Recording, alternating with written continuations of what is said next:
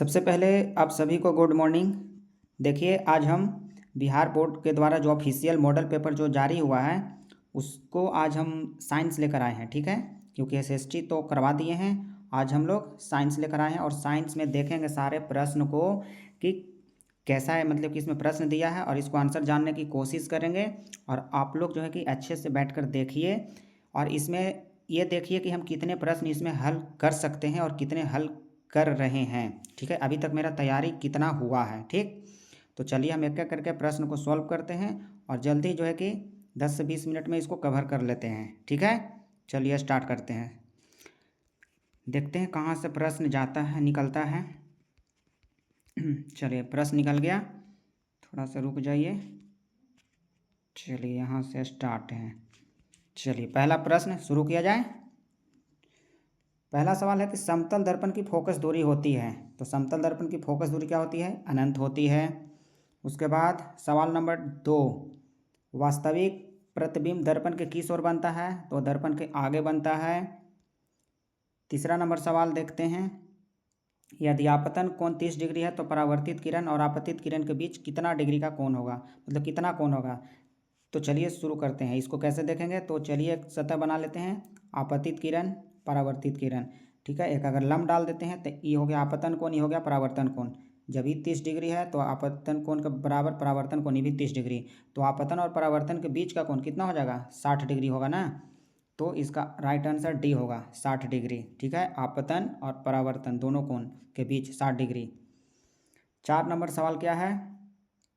4 number सवाल को देखते हैं, 1 मिनट रुक जाइए। क्वेश्चन नंबर 4, एक दर्पण पर आपतित प्रकाश की किरण सी, प्रकाश की चाल सी है तो परावर्तित प्रकाश की चाल क्या होगी? तो वो भी सी होगी, दोनों बराबर होती है। ठीक है, चलिए उसके बाद 5वां नंबर सवाल को देखते हैं। 5वां नंबर सवाल क्या कहता है? गोलीय दर्पण में कार्तीय चिन्ह परिपाटी के अनुसार मूल बिंदु लिया जाता है। मूल बिंदु कहाँ पर लिया जाता है? तो ध्रुव पर लिया जाता है। ठीक है, उसके बाद 6 नंबर सवाल को देखते हैं। जब प्रकाश सघन से विरल माध्यम में जाता है तो उसकी क्या होती है? तो उसकी गति बढ़ जाती है। ठीक है, उसकी गति बढ़ती है। 7 नंबर सवाल देखते हैं। 7 नंबर सवाल क्या कहता है? अपवर्तन के कारण कौन सी राशि बदलती है? ठीक है, अपवर्तन के कारण कौन सी राशि बदलती है? तो वो बदलती है तरंग दैर्घ्य। उसके बाद आगे बढ़ते हैं, ये देखिए इंपॉर्टेंट है। 50 सेंटीमीटर फोकस दूरी वाले लेंस की शक्ति होगी, कितनी होगी? तो पता है शक्ति बराबर 1/f होता है। तो 1/f का मान कितना दिया? 50 सेंटीमीटर। तो हमें कोई भी चीज़ को सेंटीमीटर में नहीं छोड़ना है, तो उसको हमें क्या करना होगा? 100 से डिवाइड देना होगा। तो जब 100 से डिवाइड देंगे तो 100 चला जाएगा तीसरी संख्या ऊपर, तो 100/50 हो जाएगा। 50 से 100 कट जाएगा 2 बार में, तो आपका 2D इसका आंसर हो जाएगा। ठीक है, 50 सेंटीमीटर वाले फोकस दूरी की जो लेंस की शक्ति होगी वो 2D के बराबर होगी। 9 नंबर सवाल देखते हैं। तैलीय कागज होता है, तो तैलीय कागज में क्या होता है कि हल्का हल्का दिखता है। ठीक है, अपारदर्शक नहीं होगा, पारदर्शक भी नहीं होगा, हल्का हल्का दिखे मतलब पारभाषक होगा। 10 नंबर सवाल देखते हैं। कितना आसान है, प्रकाश की चाल न्यूनतम होती है कांच में। सबसे अधिक पूछेगी तो निर्वात में, लेकिन न्यूनतम पूछा है तो कांच। अगला सवाल क्या है? 11 नंबर सवाल। 11 नंबर सवाल है, निम्नलिखित में से किस भाग पर मानव नेत्र में किसी वस्तु का प्रतिबिंब बनता है? मतलब किस भाग पर मानव नेत्र का प्रतिबिंब बनता है? तो आपको पता होगा दृष्टिपटल, जिसको इंग्लिश में रेटिना बोलते हैं। ठीक है, 12 नंबर सवाल देखते हैं। नेत्र का पारदर्शी भाग कहलाता है, तो नेत्र का पारदर्शी भाग क्या कहलाता है? कॉर्निया कहलाता है।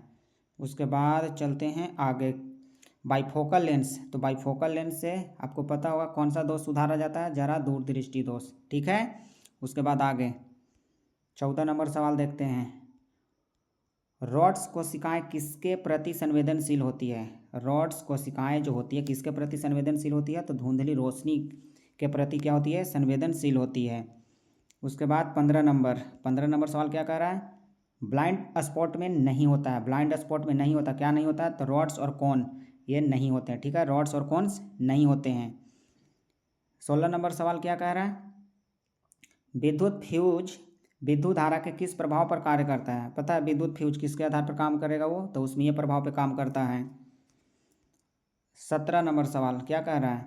किस उपकरण में धन और ऋण चिन्ह नहीं होता है? तो आपको पता है कुंडली में न धन होता है और न ऋण होता है। ठीक, आगे बढ़ते हैं 18 नंबर सवाल में देखते हैं। 18 नंबर सवाल क्या कह रहा है, निम्नलिखित में कौन सा मात्रक वाट के बराबर होता है। तो वाट बराबर आपको पता है जूल प्रति सेकंड भी होता है, तो ऑप्शन ए सही होगा। 19 नंबर सवाल क्या कह रहा है, विद्युत हीटर के तार में कुंडली बनी होती है। विद्युत हीटर के तार में कुंडली बनी होती है, किसकी कुंडली बनी होती है, तो आपको पता है नाइक्रोम की कुंडली रहती है। ठीक है। 20 नंबर का कह रहा सवाल, कार्य करने की क्षमता को कहते हैं, हे भगवान इतना आसान, कार्य करने की क्षमता को क्या कहते हैं, ऊर्जा। उसके बाद 21 नंबर सवाल देखते हैं, विद्युत धारा के चुंबकीय प्रभाव की खोज किसने की थी। कितना आसान है, ऑस्ट्रेड ने किए थे।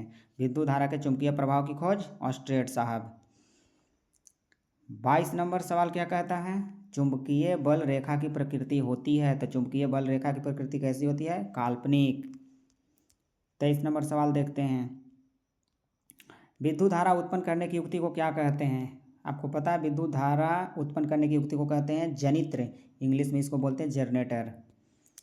उसके बाद 24 देखते हैं। 24 नंबर सवाल क्या कह रहा है, लघु पथन के समय परिपथ का प्रतिरोध क्या होता है, तो बहुत कम हो जाता है। ठीक, उसके बाद चलते हैं 25 नंबर। कितना आसान 25 नंबर है, नाभिकीय ऊर्जा प्राप्त करने हेतु आवश्यक तत्व है। तो नाभिकीय ऊर्जा प्राप्त करने के लिए आवश्यक तत्व क्या होना चाहिए, यूरेनियम। उसके बाद 26 नंबर सवाल को देखते हैं, प्रकृति में पृथ्वी पर ऊर्जा का प्रमुख स्रोत क्या है, ये मतलब कि कौन नहीं बता सकते हैं, सूर्य। ठीक है। निम्न में किसका अर्थ जल होता है। तो जल का सूत्र आपको पता है H2O होता है, मतलब हाइड्रोजन जो होता है ना उसमें मिक्स है ना, तो हाइड्रो जो होता है जल का अर्थ होता है।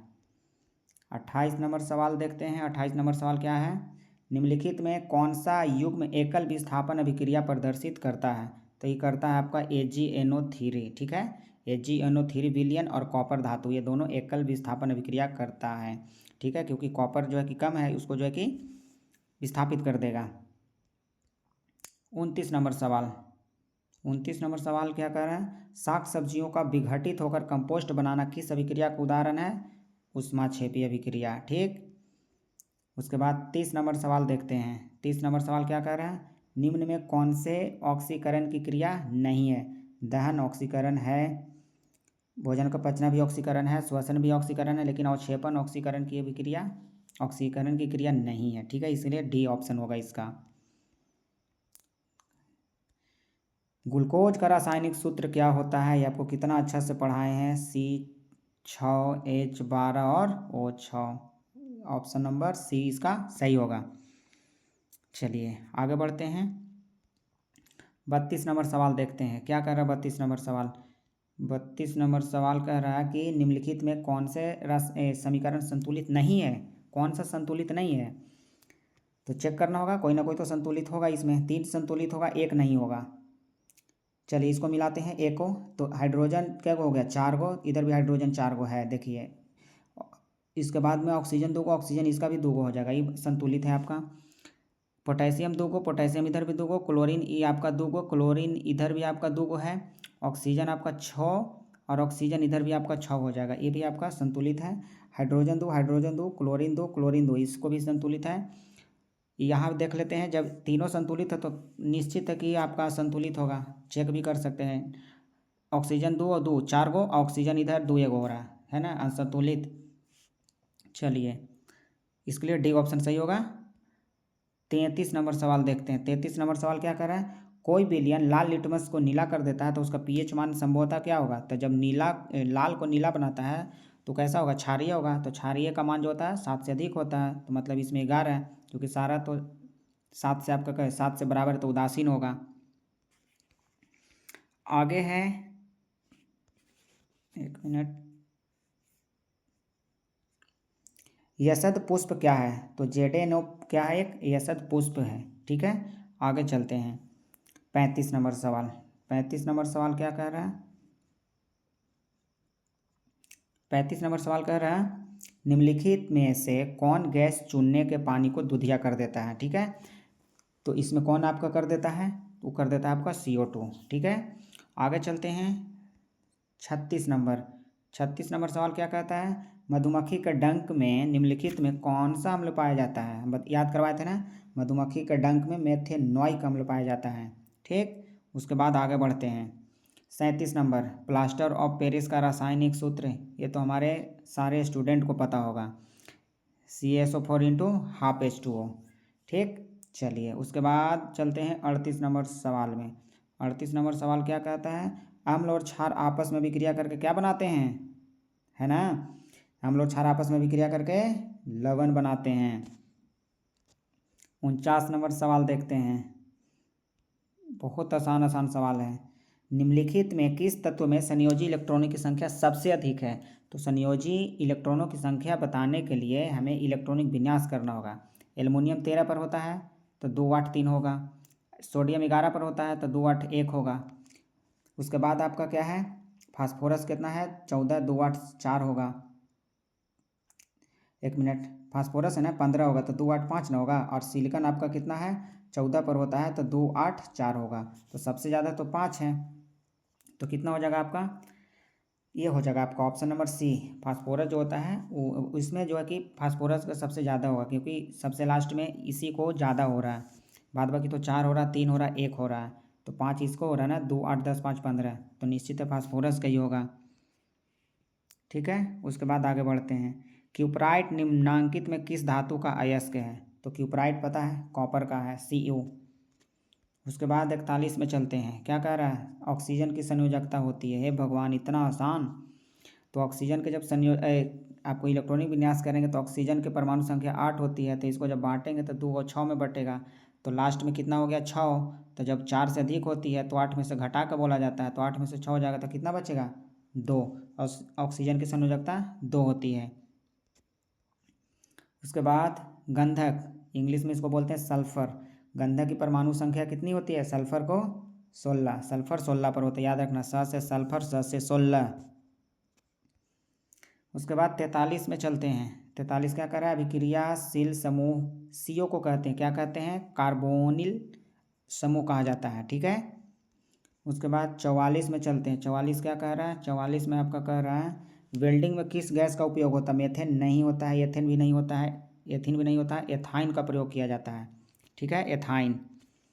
45 नंबर सवाल देखते हैं। 45 नंबर सवाल क्या कह रहा है, 1 मिनट, 45 नंबर सवाल है, कार्बन आवर्त सारणी के किस वर्ग का सदस्य है, तो कार्बन जो होता है आवर्त सारणी का वो 14वां वर्ग का सदस्य है ये। ठीक है, उसके बाद 46 नंबर सवाल देखते हैं। 46 नंबर सवाल क्या कह रहा है, 46 नंबर सवाल देखते हैं, एथाइन में कार्बन परमाणुओं के बीच कितने सहसंयोजक बंधन होते हैं, तो कितने होते हैं 3, एथाइन में 3 होते हैं, आइन है ना इसलिए 3, ट्रिक है। 47 नंबर देखते हैं सवाल, निम्नलिखित में कौन सबसे अधिक क्रियाशील हाइड्रोजन है, तो निम्न में सबसे अधिक क्रियाशील हाइड्रोजन कौन होता है, वो होता है फ्लोरीन। ठीक है, वो आपका फ्लोरीन होता है। उसके बाद 48 में चलते हैं। 48 में क्या सवाल कह रहा है, आवर्त सारणी में कितने आवर्त होते हैं, कितने अच्छे से बताए हैं, 7 आवर्त होते हैं, और वर्ग कितने होते हैं, तो 18 होते हैं। ठीक है, इसको हम लोग ऊर्ध्वाधर रेखा भी बोलते हैं। ठीक है, आगे बढ़ते हैं। पोटेशियम की परमाणु संख्या 19 है, तो इसको संयोजकता कितनी होगी, तो इसको आप संयोजकता करने के लिए 2 8 10 और 18 1 19, लास्ट में 1 बच गया तो संयोजकता कितनी होगी 1 होगी। ठीक है, 1 से लेकर 4 तक किसी का अगर संयोजक इलेक्ट्रॉनिक विन्यास करने पर मिलता है 1 से 4 तक, तो उसकी संयोजकता उतना ही होती है, लेकिन 4 से जैसे ही ज़्यादा होती है तो 8 में से घटाकर बोला जाता है। ठीक, चलिए 50 नंबर सवाल देखते हैं। आधुनिक आवर्त सारणी में ऊर्ध्वाधर स्तंभों की संख्या होती है, अभी तुरंत बताएं, ऊर्ध्वाधर स्तंभों की संख्या कितनी होगी, वो 18 होगी। कितना आसान सवाल लगाया है। आगे का सवाल क्या कह रहा है, निम्नांकित संकेतों द्वारा व्यक्त तत्वों में कौन सा धातु है, मतलब इसमें धातु पकड़ना। तो देखिए 9 और 19 दिया था, 9 किसका होता है, वो आपका फ्लोरीन का होता है, ये धातु नहीं है। 6 किसका होता है, कार्बन, ये भी धातु नहीं है। 8 किसका होता है, ऑक्सीजन, ये भी धातु नहीं है। 12 किसका होता है, मैग्नीशियम, तो ये धातु है। ठीक, चलिए आगे चलते हैं। 52 नंबर सवाल। 52 नंबर सवाल क्या कहता है, निम्नांकित में वनों पर आधारित उद्योग कौन है, वन पर आधारित है, तो आपका कागज उद्योग है, क्योंकि सिर्फ जो है कि वन पर ही निर्भर है। 53 नंबर सवाल, सिंचाई के लिए पौधों को ठीक जड़ों के समीप जल पहुंचाने की तकनीक है, तो वो एक तकनीक है टपकन सिंचाई, ठीक है, वो आपको जड़ के समीप तक पहुंचाने का एक ट्रिक है।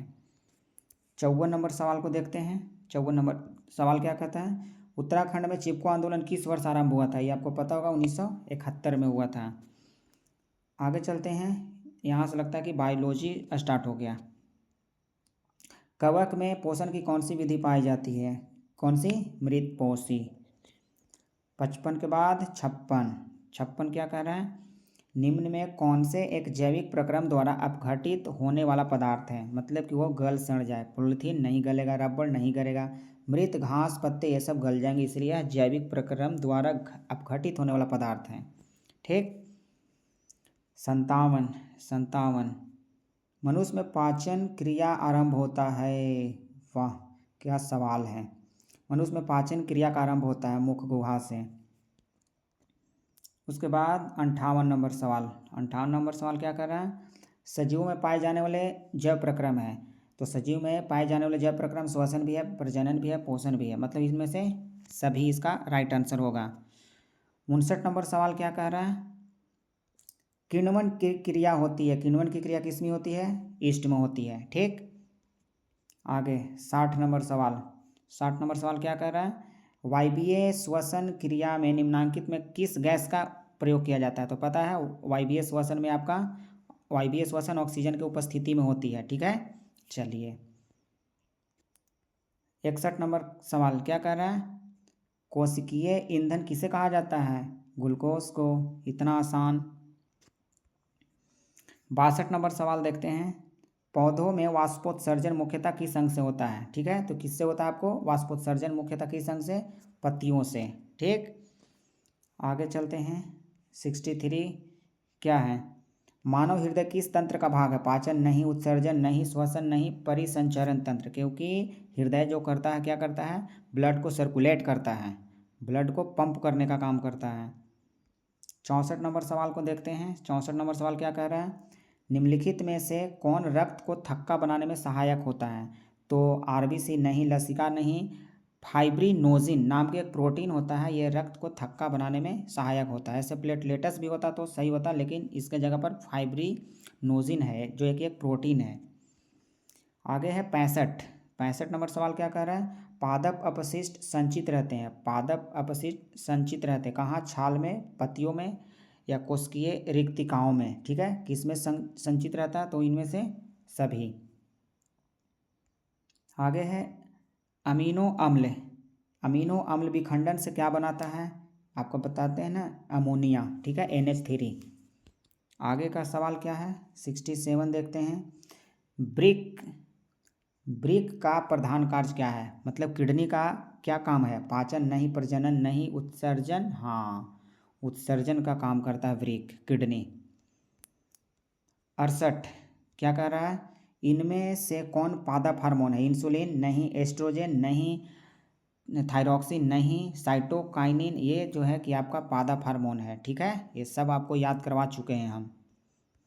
आगे है फल को पकाने वाला हार्मोन, कितना आसान सवाल, फल को पकाने वाला हार्मोन एक ही वही, कौन, एथिलीन, जो कि एक गैसीय अवस्था में भी पाया जाता है ये। 70 नंबर सवाल को देखते हैं। 70 नंबर सवाल क्या कह रहा है, मनुष्य में कपाल तंत्रिकाओं की संख्या कितनी होती है, तो होती है 12 जोड़ी। उसके बाद आगे चलते हैं 71 नंबर, रुधिर चाप नियंत्रित करता है, तो किसके द्वारा, एड्रिनल द्वारा। 72 नंबर सवाल क्या कह रहा है, 72 नंबर सवाल क्या कह रहा है, हाइड्रा में प्रजनन की विधि होती है, हाइड्रा में प्रजनन की विधि होती है, कौन विधि, मुकुलन विधि, ठीक है।